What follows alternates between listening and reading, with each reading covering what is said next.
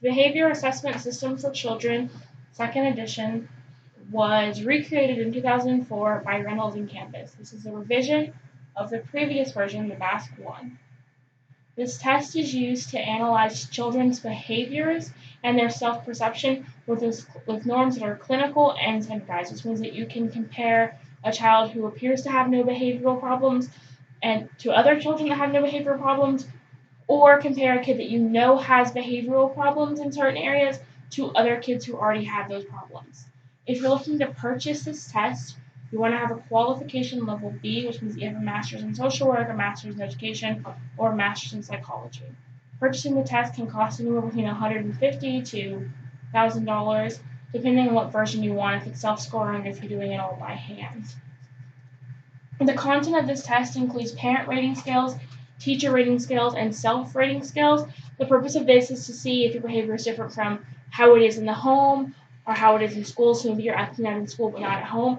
And it's to see if how the child rates themselves is the same as how the teacher or the parent rates themselves. This test can be used from ages 2 to 21. It can only be used up to 21 if you are still in college, otherwise it stops at 18. This test has been shown to have reliability and validity, which means that it measures what it is supposed to measure and it consistently does so. As you can see on the graph up here, it was done using Korean students in South Korea. Though the scores are a lot lower on the depression and the ADHD scales, it is due to cultural norms, so how mental illness is perceived in their country is not the same as how it's perceived here. Therefore, though the tests were still reliable and valid, the scores are going to differ through the cultures. The advantage of this test is that it can be used for kids who have abnormal behavior and have normal behavior, so you don't have to use a specialized test if you think that the kid has ADHD. You can continue using this test. It can be compared to both samples. It also has the advantage of being really easy to administer. You fill out forms about the child's behavior, and the child fills out one themselves. So each form can take anywhere from 10 to 30 minutes. The longest thing it's going to take is the evaluation, which is where the clinician explains to the parents what's going on with the child.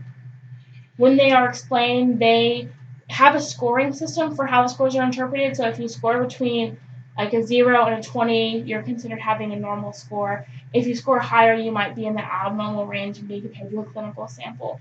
And from this diagnosis, they could say this person scores high in ADHD or this person scores high in depression. So they might give that diagnosis and recommend treatment.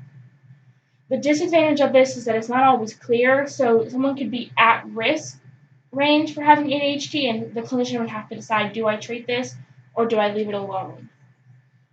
One of the disadvantages of this test is that this is the BASC 2 and the BASC 3 has been published, which means that there was something that they found in the second test that they found needed to be corrected.